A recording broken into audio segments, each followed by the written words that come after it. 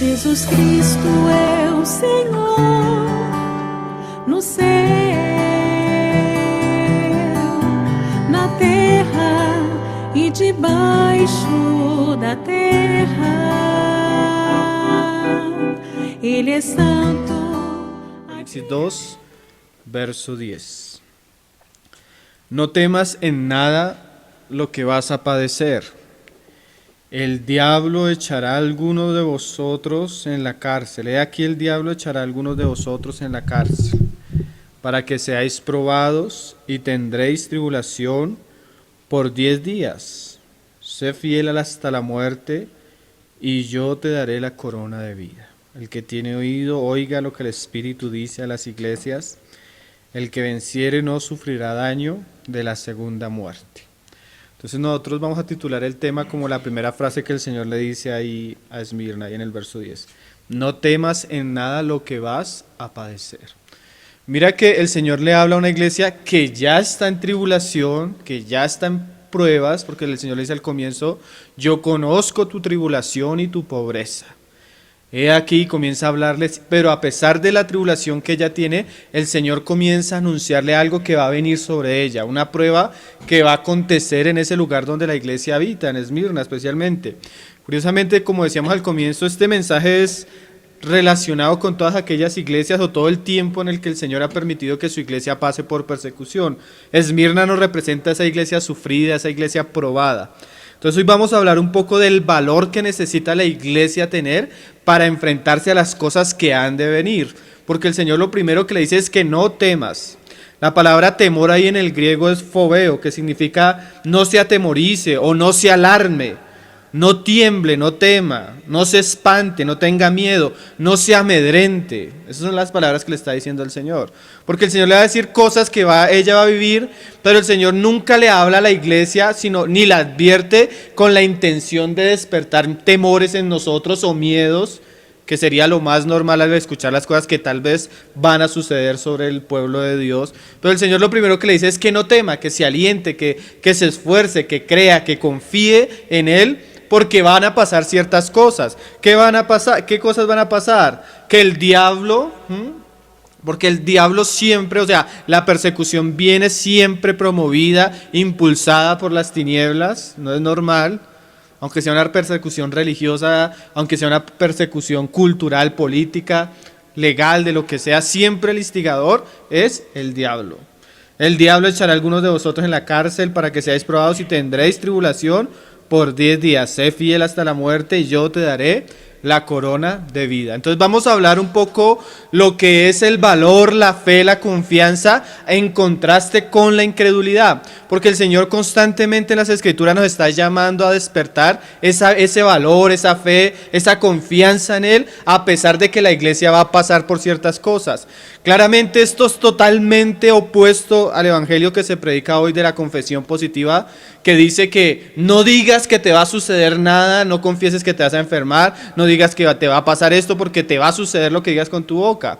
Eso es totalmente contrario a eso, porque el Señor muchas veces se puede ver que habló como si fueran a suceder cosas negativas. El Señor no estaba confesando positivamente, porque imagínate la confesión positiva para Esmirna. No temas porque vas a padecer, el diablo va a echar. Muchos cristianos estarían reprendiendo al diablo, atando al diablo, reprendiendo las palabras de mal que van a venir sobre la iglesia. Pero nosotros debemos darnos cuenta que el Señor es claro, advierte, pero en su advertencia nos insta a no tener temor, a confiar en Él, a esperar en Él, porque Él es bueno a pesar de las cosas que han de venir sobre su iglesia, en este caso sobre Esmirna. Vamos a ver una experiencia que tuvo Israel en el desierto. Vamos a ir a Números capítulo 13. Vamos a basarnos en ese pasaje por lo menos para considerar ciertas cosas. Primero vamos a poner de telón de fondo la incredulidad del pueblo judío. Y vamos a ver lo odioso y lo terrible y lo malo que puede ser el pecado de la incredulidad.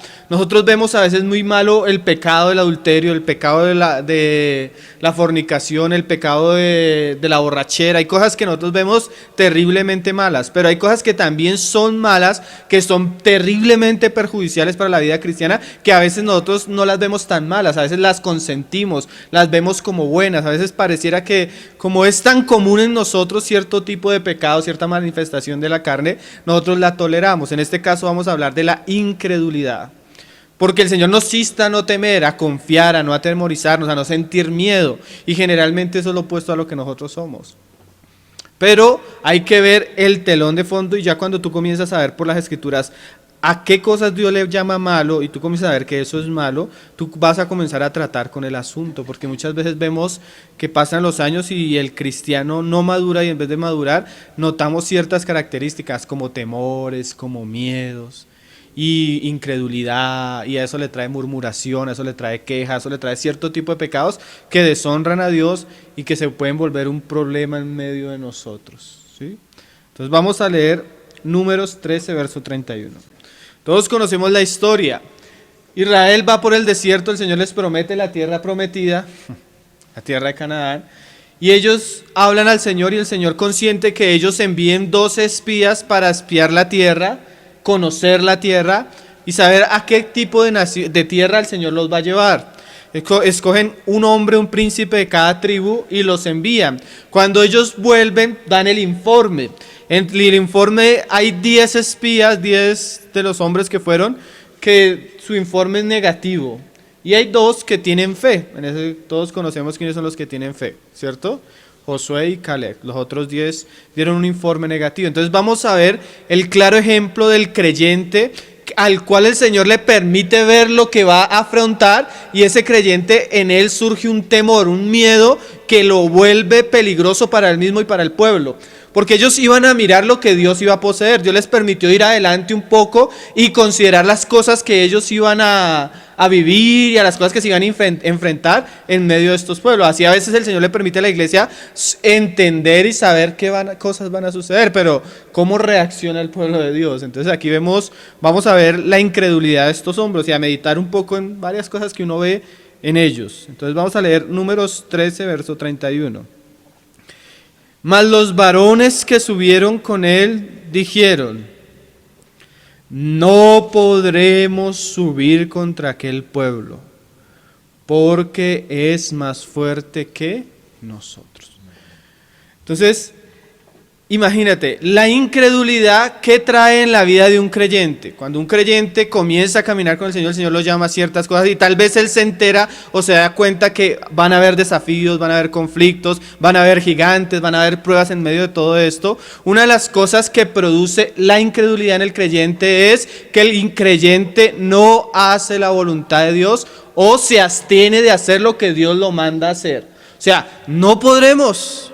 Entonces cuando yo comienzo a tener temor, cuando yo comienzo a tener incredulidad, muchas veces el Señor me presenta su camino y por esa misma incredulidad que yo siento, por ese temor por la situación, yo comienzo a abstenerme de hacer cosas que Dios me ha mandado hacer.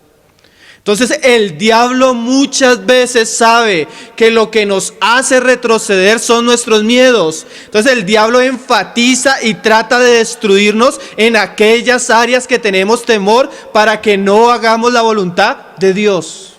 Entonces coge a la iglesia, comienza a perseguirla, comienza a pasar la iglesia por ciertas situaciones, comienza a restringirla a él, a levantarse en contra de ellas, pero la intención del diablo es que nosotros no hagamos lo que debemos hacer.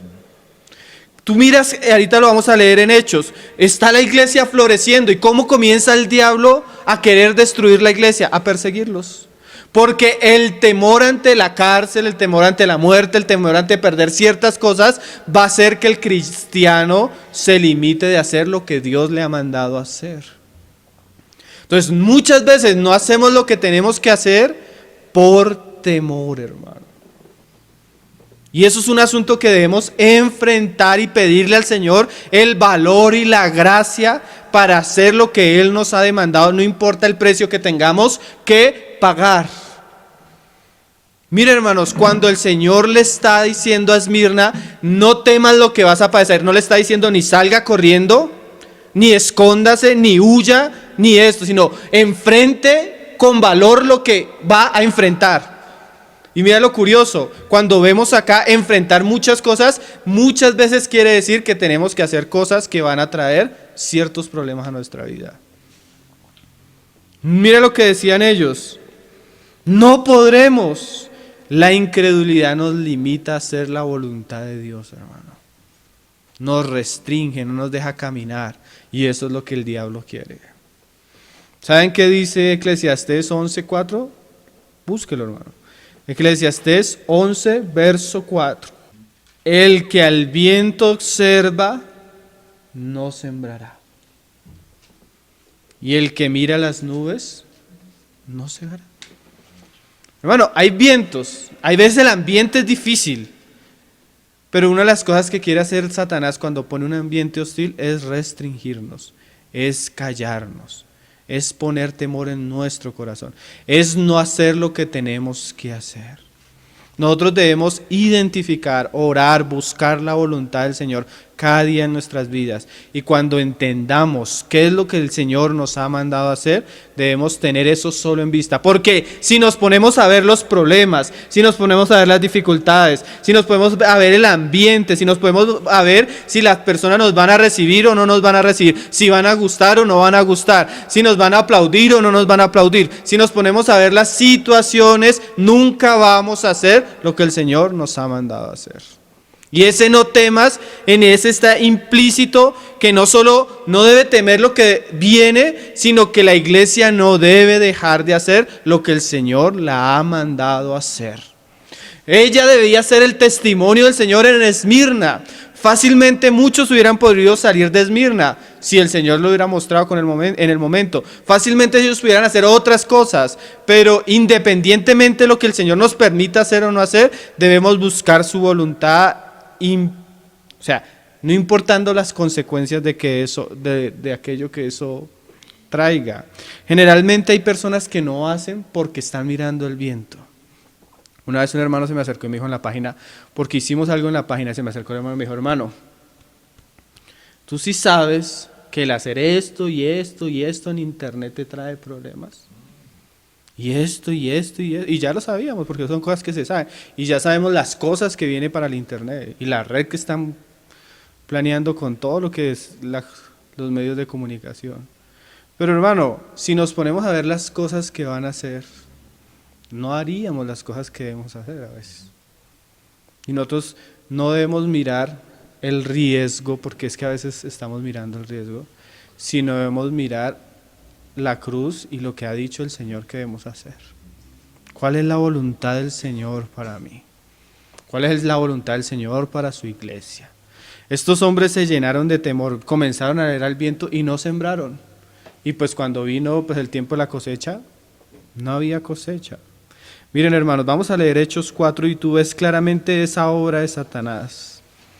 La incredulidad, el temor ata nuestras manos y pies, hermano.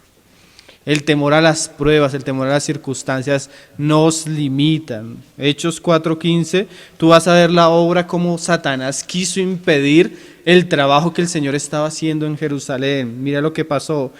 Los apóstoles son apresados porque entrando al templo oraron por un enfermo, el enfermo sanó, ellos comenzaron a predicar y cogieron y arrestaron a Pedro y a Juan. Y cuando están arrestándolos, comienzan a poner testigos, pero no pueden hacer nada porque el milagro era tal que todo el mundo sabía que este hombre era de nacimiento inválido y era un milagro sobresaliente. Entonces se apartaron ellos y comenzaron a hablar entre ellos. Y tú notas la voz de la serpiente en lo que comienza a decir en medio de ellos, en el 4:15. Entonces les ordenaron que saliesen del concilio y conferenciaban entre sí, diciendo: ¿qué haremos con estos hombres? Porque de cierto señal manifiesta ha sido hecha por ellos, notoria a todos los que moran en Jerusalén, y no lo podemos negar. Sin embargo, para que no se divulgue más entre el pueblo, mira qué es lo que va a hacer Satanás, amenacémosles para que no hablen de aquí en adelante a hombre alguno en este nombre. No podemos detener el mensaje porque el mensaje causa cosas, pero vamos a hacer algo con los que llevan el mensaje. Los vamos a amenazar. Vamos a crear un ambiente, porque eso lo hace el diablo, hostil, para que la persona al ver el ambiente se calle, para que la persona no hable, para que la persona no siga lo que está haciendo, porque lo que está haciendo le está causando problemas al reino de las tinieblas. Entonces, de alguna manera, Satanás tiene que hacer algo para oponerse a lo que Dios está haciendo a través de su iglesia, a través de sus siervos. Entonces, a veces crea ese ambiente de peligro en medio de los hermanos. Pero el ambiente de peligro no es para que dejemos de hacer lo que tenemos que hacer, hermano, sino en el ambiente de peligro es donde se va a probar si lo que estamos haciendo es de Dios o no es de Dios. ¿Sí? Y debemos orar cuando esas cosas sucedan, pero también debemos llenarnos de valor, hermano. Y ahorita vamos a hablar de por qué llenarnos de valor. Mira el ejemplo de estos hermanos. Y dice, y llamándoles, o sea, planearon, vamos a amenazarlos. Y llamándolos les intimidaron que en ninguna manera hablasen ni enseñasen en el nombre de Jesús. Y eso no le gusta al diablo. En estos días voy a publicar un testimonio de un musulmán, hermano. El musulmán cogió el Corán y él enseñaba, no me acuerdo cómo se le dice al pastor musulmán. Comenzó a enseñar el Corán. Entonces en el Corán él comenzó a hablar de Jesús. Pero no era un imán. No era un imán. No, era uno de universidad musulmana. Y comenzó a enseñar de Jesús, pero enseñando de Jesús decía que Dios no podía tener un hijo, porque esa es la doctrina del Islam. Dios no puede tener un hijo, porque para Dios tener un hijo, decía él necesita tener una esposa, porque ¿cómo Dios va a tener un hijo si no tiene esposa? Así razonan los musulmanes. Entonces él comenzó a decir, bueno, vamos a leer lo que dice la Biblia, el Corán de Mahoma, y vamos a leer lo que dice el Corán de Jesús.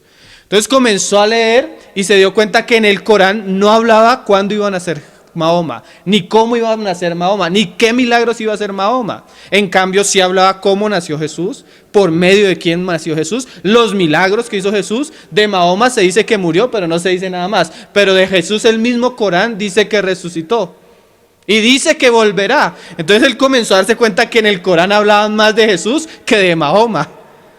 Entonces él dice, y se dio cuenta que el Corán decía que cuando tú tengas dudas en relación a tu fe, ve a la Biblia. O sea, eso lo dice el Corán, hermano.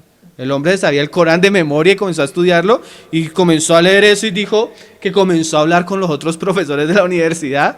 Entonces le dijeron lo que él decía, pero si Dios tiene un hijo, que es Jesús, como decimos los cristianos, entonces ¿cuál es la esposa de Dios? Lo que él mismo decía, le preguntaba. Entonces él dijo, mire, aquel que hizo los ojos no verá, aquel que hizo los oídos no oirá, porque eso lo dice acerca de Dios. Aquel que hizo los hijos y la procreación no podrá tener un hijo. Entonces comenzó él como a darse cuenta de ciertas cosas, hizo que lo echaran de la universidad y cuando su papá se enteró, lo golpeó, lo metió en un cuarto, lo amarró y lo dejó 20 días sin comer. Dice que él comenzó hasta como a disvariar su mente del hambre y la necesidad que él tenía. Entró el Papa al 21 día y le dijo, bueno, o niegas a Jesús o te mato. Y tenía como una espada, porque él decía, yo entiendo a mi papá porque eso es lo que manda el Islam, eso es lo que manda el Corán con los cristianos y judíos. Entonces dice que él en ese momento dijo, no, yo ya había leído bastante la Biblia, no, yo creo en Jesús. Entonces el hombre sacó su espada para matarlo. Dice que él en su angustia clamó, Jesús, si tú eres real, sálvame. Dice que él cuando hizo así, sonó como una explosión. O sea, en el momento que el papá lo iba a cortar, sonó como una explosión y el hombre se cayó y sin darse cuenta la espada le cayó y ¡fum! Se cortó él. Entonces, en el grito de la angustia, toda la familia vino a socorrerlo y el hermano estaba amarrado y dice que en un momento se le soltaron las cuerdas, así como a Pedro. Entonces se le soltaron las cuerdas y pasar de que no podía ni moverse del hambre, hermano, de la angustia, dice que él recobró las fuerzas y pudo salir corriendo y todo. Entonces salió corriendo y paró un taxi y el taxista era cristiano. Entonces el Señor cogió y lo sacó. Entonces el hombre, bueno, el Señor lo salvó la vida ahí, pero el hombre comenzaron a amenazarlo y amenazarlo y amenazarlo. Dice que lo habían amenazado más de 20 veces, a tal punto que la misma familia hizo, como ellos lo hacen como figurativamente, cuando una persona se convierte lo desarraigan de su vínculo familiar y para ellos está muerto y hasta compran el ataúd y van y lo entierran, hay un sepelio y todo. Entonces decía que hasta los amigos habían ido a la ciudad de él y ya habían visto la sepultura de él. Y él decía, hermanos, en la entrevista que le hacían, nosotros siempre debemos considerarnos como ovejas de matadero. ¿Por qué estamos contando esto? Porque él decía, nosotros hemos sido sentenciados a muerte por los musulmanes más de 20 veces. Pero esa debe ser nuestra condición como cristianos. ¿Sí? O sea, son personas que ya saben lo que han de pasar, han pasado por pruebas, van a pasar más pruebas terribles como la que pasan por allá nuestros hermanos, pero uno debe ser consciente de que debemos ser fieles hasta la muerte. Y lo que más le decía el papá era niégalo, no lo confieses. Y a veces es lo que el diablo quiere, hermano, callarnos. Promueve situaciones, promueve circunstancias para callarnos. Y dice, y llamándoles intimidaron que en ninguna manera hablasen ni enseñasen en el nombre de Jesús. Pero mira la respuesta de Pedro y de Juan. Mas Pedro y Juan respondieron diciéndoles, juzgad si es justo delante de Dios obedecer a vosotros antes que a Dios. Entonces una cosa que uno se da cuenta, hermano, es que la fe nos lleva a la obediencia. ¿Sí? Porque cuando yo tengo confianza en Dios, yo no voy a mirar las circunstancias, sino mi prioridad va a ser obedecer la voluntad de Dios. Pero el diablo va a querer intimidarnos, hermano, callarnos, limitarnos. Dice, porque no podemos dejar de decir lo que hemos visto y oído. Ellos, entonces o sea, con la respuesta no se calmaron. Ellos entonces les amenazaron y les soltaron, no hallando ningún modo de castigarles por causa del pueblo, porque todos glorificaban a Dios por lo que se había hecho, ya que el hombre en quien se había hecho este milagro de sanidad tenía más de 40 años. Y puestos en libertad vinieron a los suyos y contaron todo lo que los principales sacerdotes y ancianos les habían dicho. Y a ellos, habiéndolo oído, alzaron unánimes la voz a Dios y dijeron. Miren, hermanos, las pruebas que han de venir, las circunstancias que hemos de enfrentar, nosotros somos conscientes que somos débiles, que somos frágiles, que somos temerosos, pero si hay algo que nos debe llevar las pruebas es a estar juntos y a orar por las cosas que vienen, hermano. Orad, dice el Señor, para que vuestra vida no sea en invierno. Orad. ¿Tienes temor? ¿Tienes dudas? ¿Tienes miedo? Todos los tenemos. ¿Tienes enemigos? ¿Tienes conflictos? El diablo se va a levantar. Todos de alguna manera pasamos por eso. Pero Dios, que conoce nuestra debilidad, nos ha dado un camino no solo para acudir a Él, sino para fortalecernos. Y ese es la oración. ¿Tienes temor? ¿Vienen pruebas? Arrodíllate, clama al Señor, llora en su presencia, busca su socorro, busca su fuerza, busca su fe, busca su amor, y eso te va a llenar y vas a ver que a pesar de que la circunstancia no cambie, Él interiormente nos va a dar la capacidad para enfrentarla y seguramente, soberanamente también va a arreglar las circunstancias para que así como viene la prueba, venga la salida. Que es Dios, no que es mayor el que está en nosotros que el que está en el mundo, porque aunque el diablo quiera destruir al pueblo de Dios, Dios siempre se ha guardado un remanente. ¿Sí? Dios a veces pareciera que se burla de la locura del diablo, porque todo lo que hizo el diablo contra Job, el Señor lo usó para prosperarlo 7 veces más en todo. Y mira lo que dicen, y la manera como estos hombres oran. Y ellos, habiéndolo oído, alzaron unánime la voz del cielo y dijeron: soberano Señor.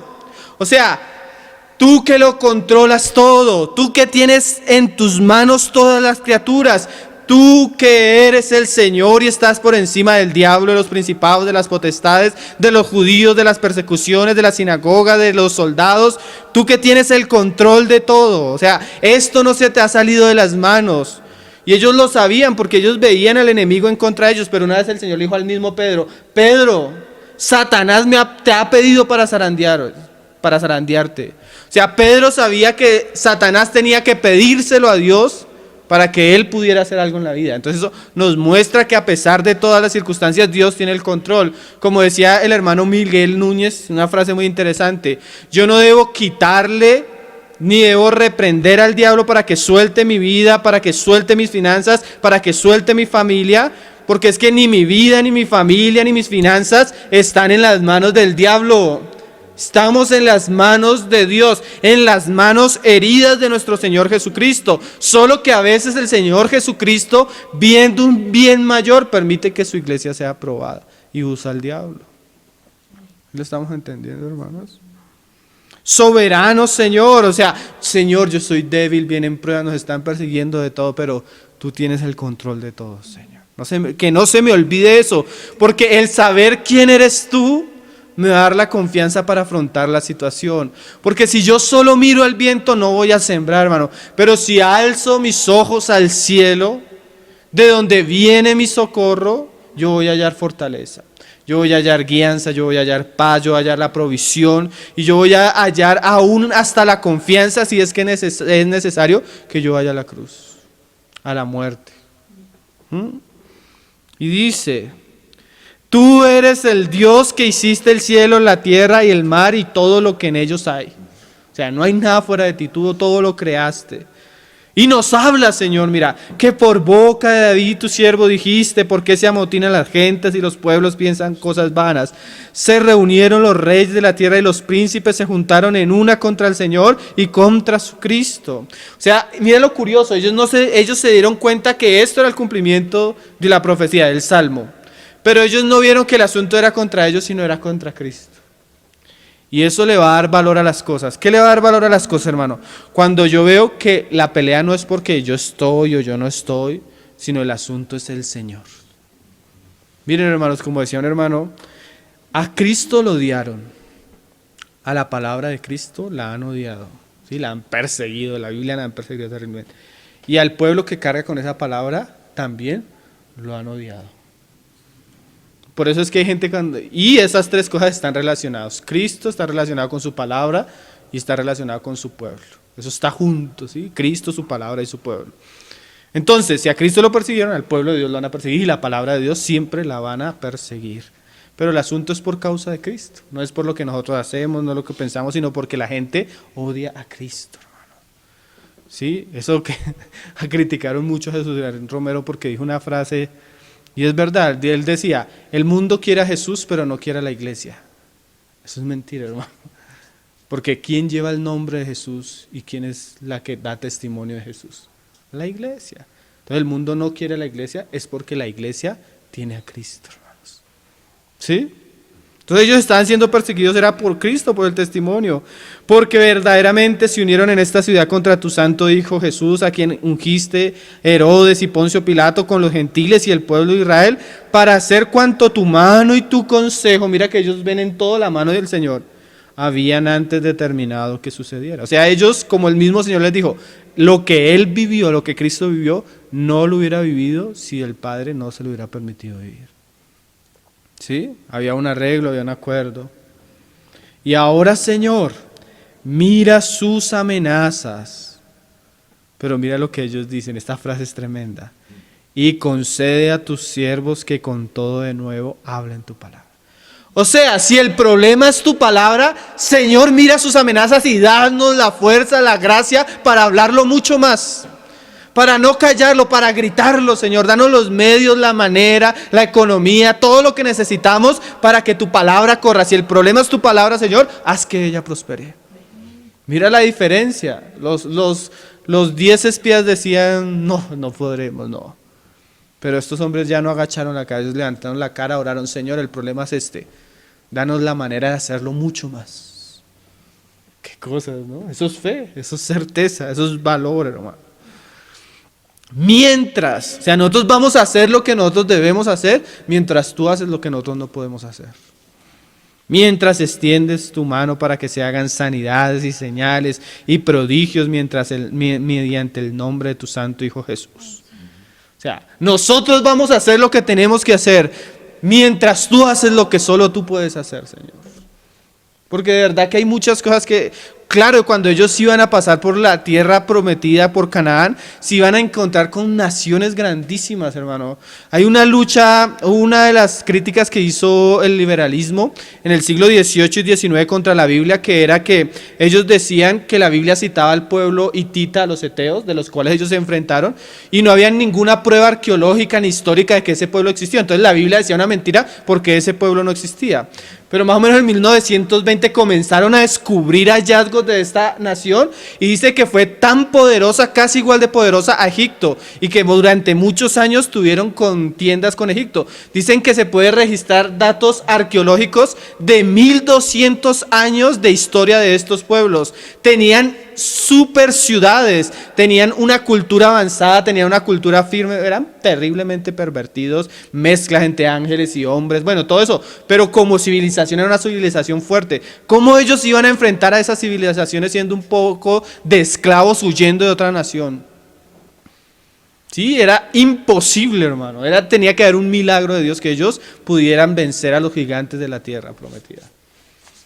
Pero hermanos, el asunto no era ni Pedro ni Juan, sino era en nombre de quién iba y quién estaba detrás de lo que ellos estaban haciendo. Porque es que el asunto no es quiénes somos, hermano, sino el asunto es si estamos haciendo lo que Dios nos está haciendo, podemos tener certeza de que Dios nos va a respaldar en todo. Y también podemos tener certeza de que el diablo no va a querer que lo hagamos. Pero hay que armarnos de valor. Dice: y cuando hubieron orado, el lugar en que estaban congregados tembló. Uy, hermano, la fe genuina en Dios, en lo que Él ha dicho, en lo que Él va a hacer, mueve las cosas, hermano. Lo que es imposible para nosotros, hermano. Las puertas, así como Jericó, las puertas cayeron, hermano. Y todos fueron llenos, o sea, no solo lo externo, sino lo interno, que es lo que nos sostiene en todo. Llenos del Espíritu Santo. Y hablaban, mira, con de nuevo la palabra. O sea, les dio más gracia, más sabiduría, más poder, más unción para predicar la palabra. Porque eso era lo que el diablo no quería. Qué cosa tremenda, ¿no? Miren, hermano, un hermano dijo una frase una vez: si la muerte es lo que nos espera, ¿qué nos detiene? Si la muerte es lo que nos espera, ¿qué nos detiene? Me acuerdo mucho de la vida del evangelista D.L. Moody. Yo tengo la película de él en la página. Este hombre fue un evangelista tremendo, hermano. El Señor lo llevó a predicar a todas las partes. Pero hubo un momento que se enfermó ya en su vejez. Él tenía una enfermedad, no me acuerdo que era algo de los pulmones, algo así. No me acuerdo qué era. O sea, no me acuerdo la enfermedad. Entonces él consideró que por causa de su enfermedad, y el médico le recomendó que ya no debía seguir viajando ni debía seguir predicando. Entonces él dijo: sí, no voy a viajar más. Entonces estaba en un barco, hermanos, con un familiar, y el familiar le dijo: sí, ya no debes predicar más, mira tu salud, mira esto. Y hermano, el hombre dijo: no voy a predicar más. Y comienza una tempestad en el barco. El Señor comenzó a coger el barco y dice que a punto de morirse, o sea, el barco se iba a hundir y todo. Y él salió y clamó al Señor. Y el Señor le dijo: tú debes decidir cómo vas a morir, o haciendo mi voluntad o como un cobarde. Porque si tú quieres dejar de hacer lo que yo te he mandado a hacer por temor, yo también te puedo mostrar que te puedo llevar así nomás. ¿Prefieres morir haciendo mi voluntad o en una cama? O sea, ¿prefieres morir predicando mi palabra o en una cama? Él se estremeció y dijo: no, Señor, yo prefiero morir haciendo tu voluntad. Salió a predicar y como al mes murió. Pero murió con las botas puestas, hermano. ¿Sí ven la diferencia? Murió creyendo, hermano. Murió confiando. Entonces nosotros podemos decidir vivir como cobardes en una cama acostados, o morir con las botas puestas, aunque ponernos las botas implique morir. Mira lo que dice Mateo 24, verso 45. Dice: ¿quién es pues el siervo fiel y prudente? Miren, hermanos, prudencia es hacer lo que tenemos que hacer. Porque hay hermanos que dicen: no, hermano, hay que ser prudente. Pero a veces el ser prudente es no hacer lo que tenemos que hacer, según nuestro concepto. Prudente es como: no hagamos esto, no. Pero mira lo que dice el Señor. El siervo fiel y prudente al cual puso su Señor sobre su casa para que les dé el alimento a tiempo. Bienaventurado aquel siervo al cual cuando su Señor venga le haya haciendo así. Hermanos, y si saben que esta parábola está relacionada porque el Señor ahí en Mateo 24 viene hablando de los últimos tiempos. Si saben lo que dice Daniel en capítulo 11, 33 de los sabios, dice que muchos serán cautivos, muchos sufrirán despojo, morirán a fuego, morirán a espada. Pero el Señor dice, bienaventurado cuando yo venga, haya haciendo los sabios lo que tienen que hacer, dándole alimento a los que tienen que alimentar. Ojalá los haya haciendo así. O sea, a pesar de la prueba de las cosas que van a venir, el Señor nos haya haciendo lo que debemos estar haciendo. Entonces, la incredulidad, hermano, nos lleva a la desobediencia. Porque nos limita para hacer lo que Dios quiere que nosotros hagamos. No podremos subir, o sea, no podemos. ¿Tú has visto una persona que tiene miedo? Pasa un puente. No puedo. De un paso yo no puedo. Así hay cristianos, hermano. No puedo, no siento, no quiero. Pero la raíz de todo eso es su temor. Y es normal que todos sintamos temor, hermano. Pero lo normal es que volvamos nuestra mirada al Señor y nos afiancemos en Él y en lo que Él puede hacer. Volvamos a Números 13, hermanos. Estamos en el verso 31. Hermano, la incredulidad nunca está sola. Siempre tiene sus amigos. La incredulidad va acompañada de ciertas cosas en nosotros. La incredulidad, miren, va acompañada de esto: murmuración, quejas, desánimos, amarguras, falta de paz, temores y una rienda suelta a la boca. O sea, el que es incrédulo no lo puede ocultar, hermano. No solo por dentro es turbado, sino que él tiene que demostrar lo que hay en su corazón. Hermano, ya el asunto de que estos hombres tuvieran temor ante la situación ya era una falta de madurez, de espiritualidad en ellos, pero una falta todavía mayor es que ellos involucraran al pueblo en su temor, ¿sí? O sea, yo puedo tener temor y luchar con el Señor y volverme al Señor, pero un problema grave es cuando yo tengo temor y no solo tengo esos miedos, sino que estoy llenando al mundo de todo eso. Estoy expulsando basura con mis palabras y contaminando el corazón de las personas. Y eso fue lo que pasó ahí en el 32. Dice: y hablaron mal entre los hijos de Israel de la tierra que habían reconocido, diciendo: la tierra por donde pasamos para reconocerla es tierra que traga a sus moradores, y todo el pueblo que vimos en medio de ella son hombres de grande estatura. Entonces mira lo terrible del pecado. No solo ellos fueron incrédulos, sino que la incredulidad trajo murmuración, que es una de las palabras que Dios trata bien serio con Israel. Vamos a ver otro caso. No solo esta vez murmuraron, sino varias veces. Éxodo 16:7 nos habla de la murmuración por el alimento. Y mira lo curioso, hermano. Nosotros debemos saber que la murmuración primeramente es un agravio contra Dios mismo.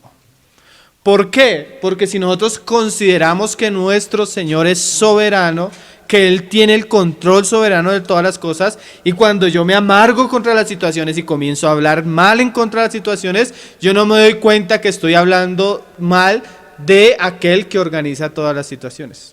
Yo no me doy cuenta que estoy agraviando y estoy atentando contra la soberanía del Señor incrédulamente y avergonzando al nombre del Dios que creemos nosotros. ¿Sí? Y a veces uno mira mucho a las personas: era Moisés, era Aarón, era Moisés, era Aarón, era Moisés, era Aarón. Pero mira lo que dice Moisés ahí en el verso 7 del capítulo 16. Y a la mañana veréis la gloria de Jehová, porque Él ha oído vuestras murmuraciones contra Jehová, porque nosotros, ¿qué somos? Para que vosotros murmuréis contra nosotros. O sea, ellos la cogieron contra Moisés y Aarón, Moisés y Aarón, Moisés y Aarón, mi esposa, mis hijos, mi familia, la iglesia, el trabajo. O sea, yo comienzo contra todo, pero no me doy cuenta que detrás de todo está el Señor. Y la murmuración es un agravio contra el Señor mismo. Dijo también Moisés: Jehová os dará en la tarde carne para comer. O sea, ¿quieren carne? Y en la mañana pan hasta saciaros, porque Jehová ha oído vuestras murmuraciones con que habéis murmurado contra él, porque nosotros, ¿qué somos? Vuestras murmuraciones no son contra nosotros, sino contra Jehová. Y lo terrible de la murmuración, hermano, no solo es que atenta contra lo que Dios es, contra lo que Dios está haciendo, sino que atrae el juicio de Dios sobre nosotros. Miren, hermanos, y ahí sí se puede interpretar esos pasajes que se han malentendido en estos tiempos del poder que tiene la boca. La Biblia dice así, creo que es Proverbios, se lo cito: la muerte y la vida están en el poder de la lengua, y el que la ama comerá de sus frutos. O sea, la vida y la muerte, o sea, lo que Dios puede traer a mí, la bendición o la sequedad o la abundancia o la muerte espiritual, depende de mi boca, pero no depende de lo que yo confieso, porque eso es lo que la interpretación que le ha dado la metafísica cristiana. Si tú confiesas que vas a ser próspero, pues vas a ser próspero. Si tú lo mentalizas, lo idealizas y lo decretas, entonces vas a recibir según lo que digas. Entonces, si tú dices, uy, como que me siento enfermo, ten cuidado porque te vas a enfermar. Eso es lo que dice la metafísica, pero eso es falso. Pero hay algo que sí es verdad. Con tu boca, hermano, puedes atraer el juicio de Dios. En este caso lo estamos viendo. ¿Nos trajiste para morir en el desierto? Así fue. ¿Fue así o no fue así, hermano? Señor, queremos carne, queremos carne, queremos carne. ¿Les dio carne o no les dio carne? Entonces, la boca atrae el juicio de Dios, hermano.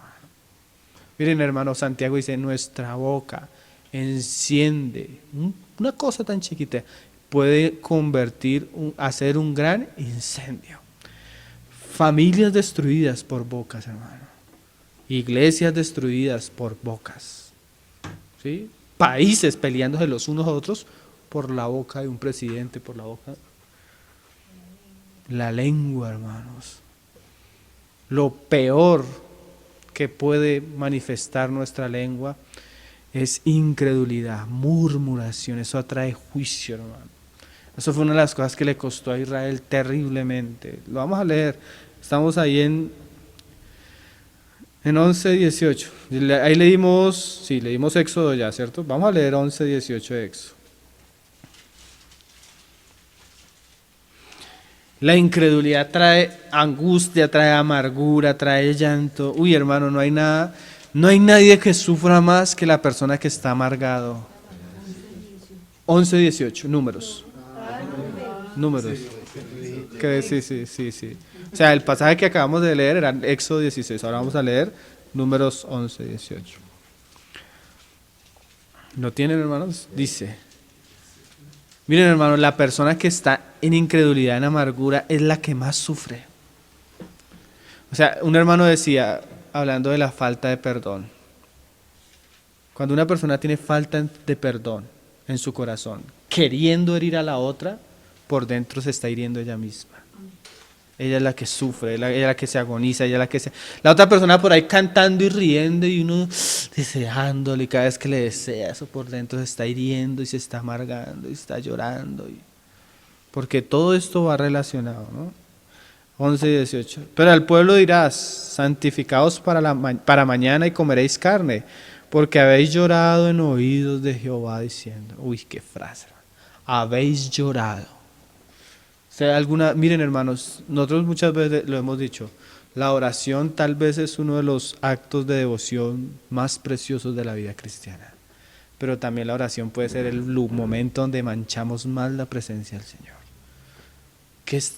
Señor, ¿por qué me pasa esto? Porque a mí, y comienzo a llorar y a quejarme y a amargarme. Estoy manchando los atrios del Señor. Mi oración puede traer la voluntad de Dios a la tierra, hermano. O puede mostrar cuán inmaduro, incrédulo y niño soy. Hasta puedes llorar, hermano, pero eso solo es demostración de cuán mal estás por dentro. Qué cosas, ¿no?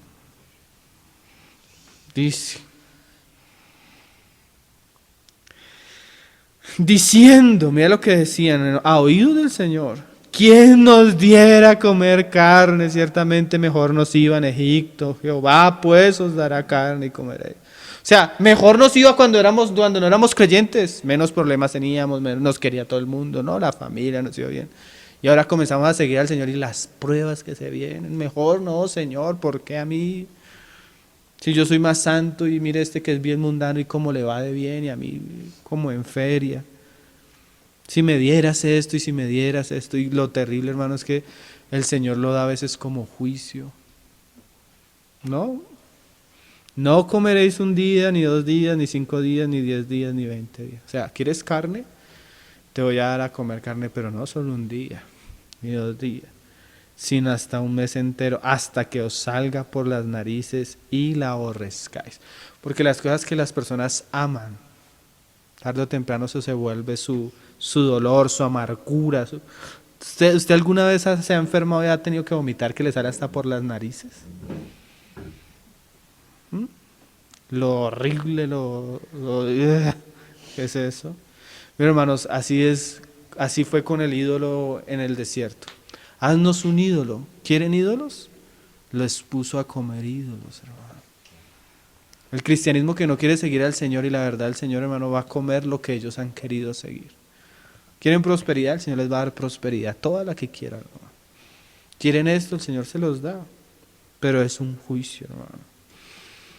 Imagínate, una vez Israel decía lo que dice uno con la boca, hermano. Que sea su sangre sobre nosotros y sobre nuestros hijos, hermano.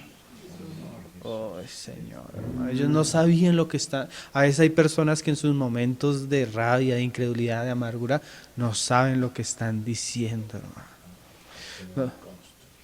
Nosotros, una señora decía acá, su hijo se volvió cristiano, hermano, y ese hombre quería entregarse al Señor así tremendamente, hermano. Y un día la señora dijo, yo prefiero verlo en las drogas como antes que con esos fanáticos cristianos, hermano.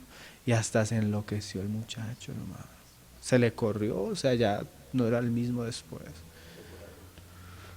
Sí, volvió a la droga terriblemente y se enloqueció. Qué cosas, ¿no? Esas son las palabras que las personas dicen, hermano. Entonces, la incredulidad siempre nos lleva a hablar necedades. Y esas necedades atentan contra Dios y atentan contra su gloria y atentan contra nosotros mismos. Volvemos a Números 14:36. Mira lo tremendo, hermano. El Señor le muestra al pueblo un desafío que va a vivir. A la iglesia un desafío, le dice no temas. Pero la incredulidad puede llevarnos a perder el desafío sin ni siquiera haberlo comenzado. Estos no se habían enfrentado a ningún gigante y ya estaban muertos. ¿Por qué? Los mató espiritualmente su incredulidad. Qué serio, ¿no, hermanos? Números 14:36. Y los varones que Moisés envió a recorrer la tierra y que al volver habían hecho murmurar contra él a toda la congregación desacreditando aquel país, aquellos varones que habían hablado mal de la tierra murieron de plaga delante. ¿Qué los mató? ¿Los gigantes? No, hermano, la incredulidad. Hermano, nosotros no deberíamos tener tanto temor de los gigantes ni de las cosas que nos vamos a enfrentar, sino deberíamos tener temor de desobedecer algo que el Señor nos ha dicho. A Él sí le deberíamos tener temor. Mira lo que el Señor mismo dijo en un contexto de cuando el pueblo va a pasar por pruebas. Mateo 10:26, el Señor hablándole a sus discípulos, despertando a sus discípulos a la fe. Y seguramente estas palabras retumbaban en la mente de los apóstoles en Hechos, en la mente de los discípulos de las iglesias en el primer siglo, porque tú notas que ellos se enfrentaron a circunstancias de otra manera, ¿no? Mira lo que el Señor les decía.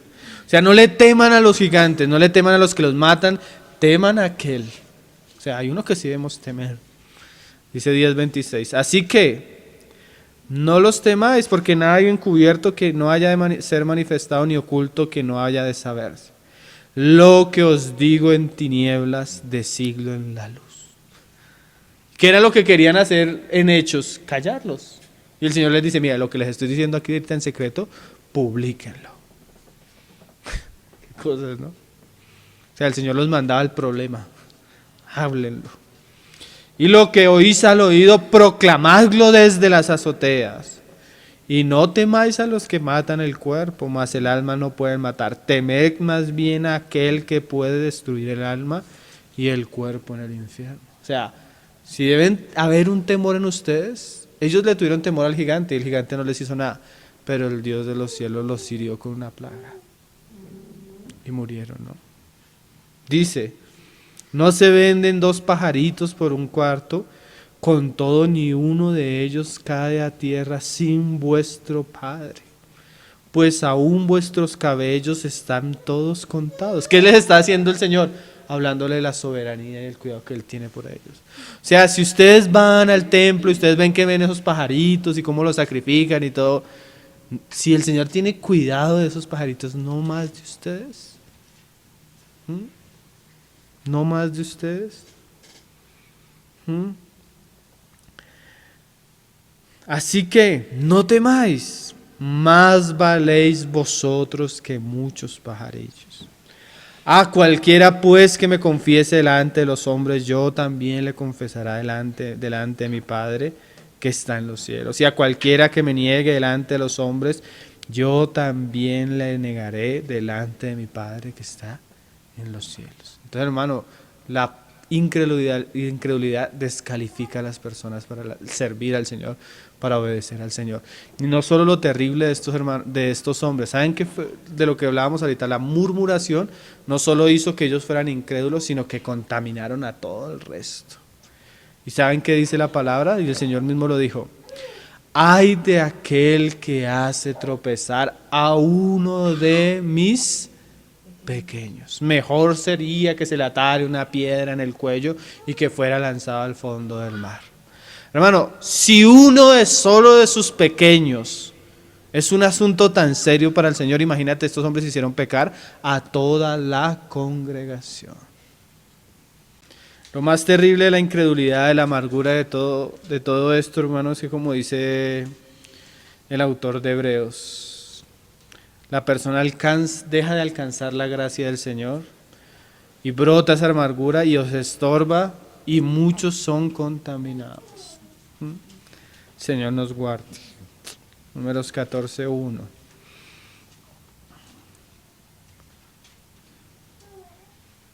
Dice, entonces toda la congregación gritó y dio voces y el pueblo lloró aquella noche. Uy, hermano, tú sabes lo que puede. Miren, hermanos, nosotros siempre lo hemos dicho, una buena predicación, un mensaje de Dios dirigido por Cristo con el poder de la gracia de Cristo, trae salvación.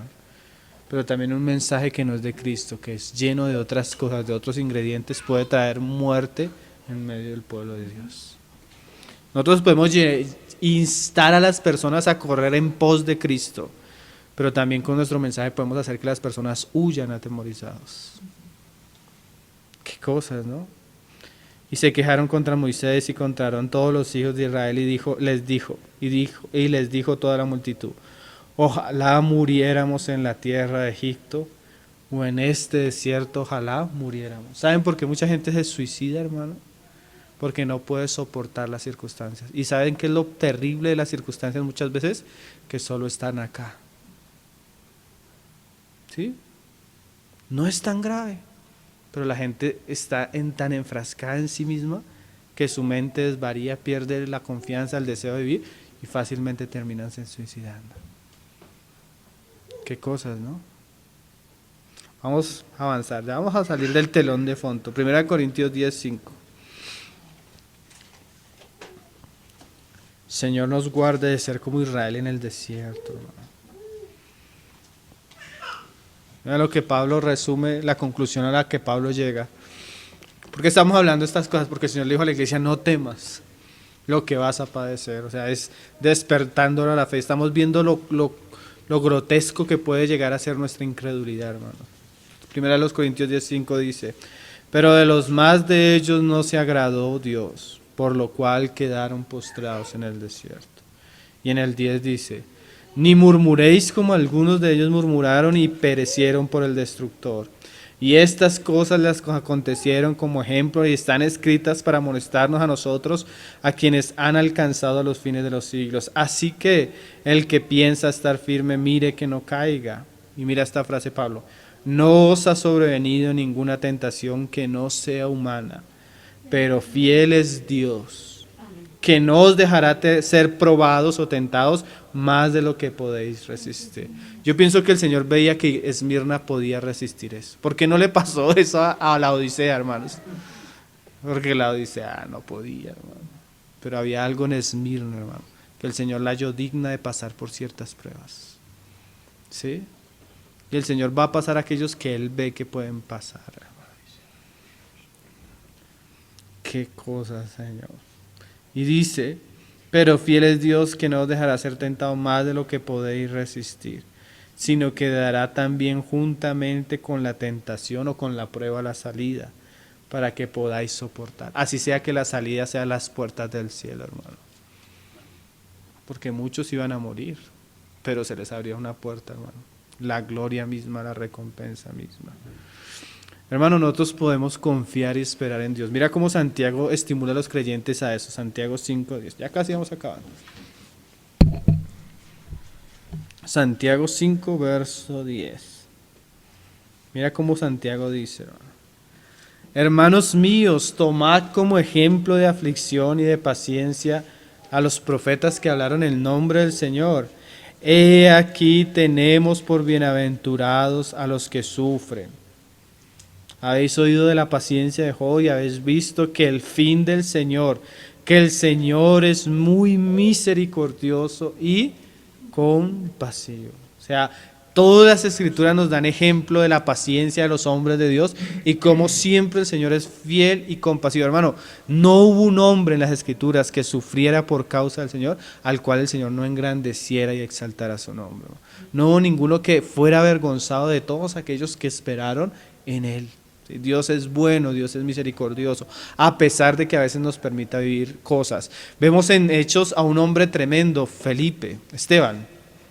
Vemos a Esteban siendo apedreado, hermano, pero inmediatamente vemos que Esteban ve los cielos abiertos. Si nosotros, en vez de ver las pruebas en la tierra, pudiéramos ver que esas pruebas nos abren los cielos y nos conceden ver a Jesucristo en su gloria, no veríamos las pruebas tan terribles como las vemos, hermano. O sea, Esteban siendo apedreado, viendo la gloria, podía decir: Señor, perdónalos porque no saben lo que hacen, pero me están mandando para el cielo. Perdónalos porque no saben por qué me están matando, pero allá me esperas tú, Señor. Esas cosas nos deben llenar de ánimos. Pablo decía, hermano, tengamos por cierto que las aflicciones del tiempo presente, las que estamos o las que han de venir, no se comparan con la gloria venidera que en nosotros ha de ser manifestada. No miremos las pruebas, miremos el cielo abierto y la gloria que ha de ser manifestada en aquellos que han de vivirla. Hermanos, Dios por excelencia, yo debo saber esto. Hay un devocional del hermano Andrew Murray que se llama Esperar en Dios. Él tiene un capítulo que se llama Esforzados y esperad en Él. Ese capítulo, todo lo que pueda leer uno de Andrew Murray es preciosísimo. Pero algo dice así, hermano: Dios por excelencia es supremamente bueno. Él no va a permitir, porque es parte de lo que no es Él, que nos suceda algo que no sea bueno. Si Él en algún momento permitiría vivir a sus hijos cosas malas, es porque Él sabe que a la postre la repercusión va a ser mucho mayor en bienes hacia ellos. ¿Sí? ¿Entendemos lo que el hermano dice? O sea, si Él sabe que lo que me está sucediendo va a producir a la postre, después, algo muy bueno para mí, entonces me lo va a permitir vivir. Pero yo voy a armarme de valor para las cosas que tengo que vivir.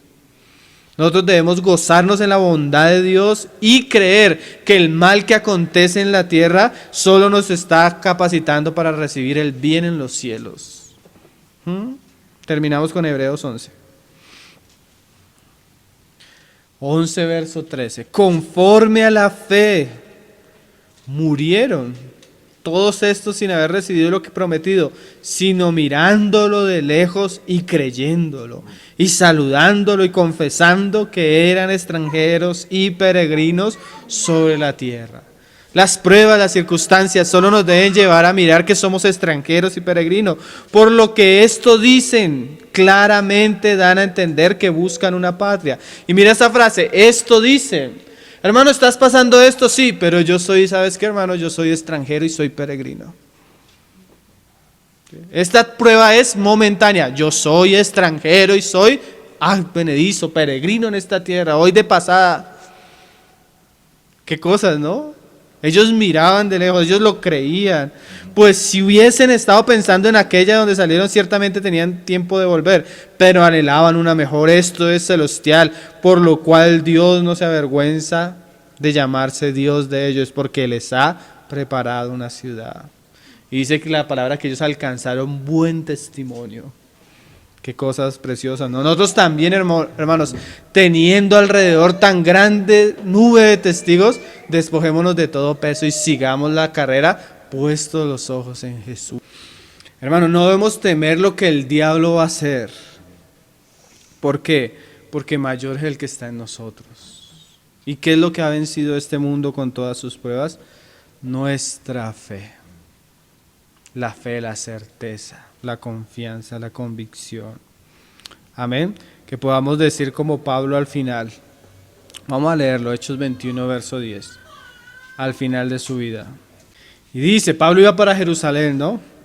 Dice, y permaneciendo nosotros allí algunos días, descendió de Judea un profeta llamado Agabo, quien viniendo a vernos tomó el cinto de Pablo y atando los pies y las manos dijo, esto dice el Espíritu Santo, así atarán los judíos en Jerusalén al varón de quien es este cinto y le entregarán en manos de los gentiles. Nosotros diríamos, reprendemos toda obra, toda palabra. Esos son los cristianos hoy en día. Al oír esto les rogamos nosotros y los que de aquel lugar que no subiese a Jerusalén. Entonces Pablo respondió.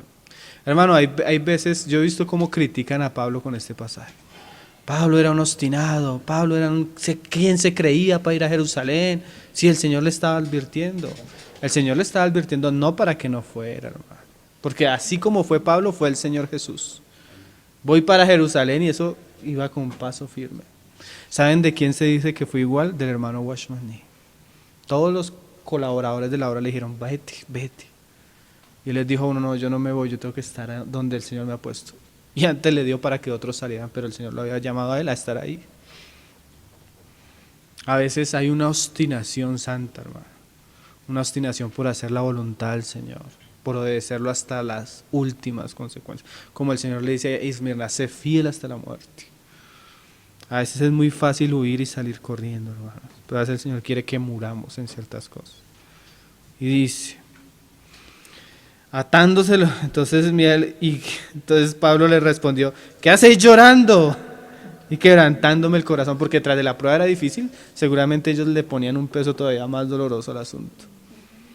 Porque yo estoy dispuesto no solo a ser atado, mas aún a morir en Jerusalén por el nombre del Señor Jesús. Qué cosas que podamos algún día decir como Pablo, no solo estoy dispuesto a ser atado, sino a morir. Y como no le pudimos persuadir, o sea que ellos como que siguieron insistiéndole, desistimos diciendo, hágase la voluntad del Señor, hermano. Entonces no temas en nada lo que vas a padecer. Señor nos inste a la fe, a creer, a confiar, a esperar, hermano. Que no seamos como los israelitas en el desierto que murmuraron, sino que vamos a ser, que nos caracterice, hermano, que haya un buen testimonio como hubo en los antiguos, de que somos personas que creemos y que nos esforzamos en la gracia para ser fieles y obedientes al Señor en todo, hermano, aunque eso implique algunas cosas. Vamos a orar para terminar, hermanos. Padre, te damos gracias en esta mañana por tu palabra, Señor, porque ciertamente tú conoces quiénes somos, Señor, y que necesitamos que tú nos estimules al amor, a la fe, a la obediencia, Señor. Ayúdanos a ser personas valientes y esforzadas, así como los valientes que tenía David, Señor, que eran hombres dispuestos, hombres entregados, hombres con los cuales tú pudiste usar, Señor, para el retorno del Rey, para que el Rey fuera glorificado. Así nosotros, ayúdanos a ser valientes, Señor, para que podamos trabajar en pro de tu reino, en pro de tus asuntos, en pro de tu gloria y en pro de tu voluntad, Señor. Tú conoces nuestra debilidad, tú conoces los temores que aquejan nuestro corazón, Señor. No nos dejes movernos por esas cosas, Señor. Ayúdanos a poner todo bajo tus pies, Señor, y a ser obedientes y fieles a ti en lo que tú nos has llamado a hacer, Señor. Guárdanos de algún momento ser soberbios, tal vez, de hacer lo que tú no nos has mandado a hacer, Señor. Guárdanos de nosotros mismos, pero en lo que tú nos has llamado, ayúdanos a ser valientes, a ser esforzados, a creer en ti, que no es en vano, Señor. Pues tú das un fruto a todos aquellos que en ti confían y en ti esperas. Ponemos en tus manos tu palabra, Señor, para que tú nos ayudes en todo, Padre. Que tu palabra pueda producir fruto en nosotros para tu gloria y tu honra, Padre. En el nombre de tu Hijo Jesús, Señor. Amén, Señor. Ao leão de Judá.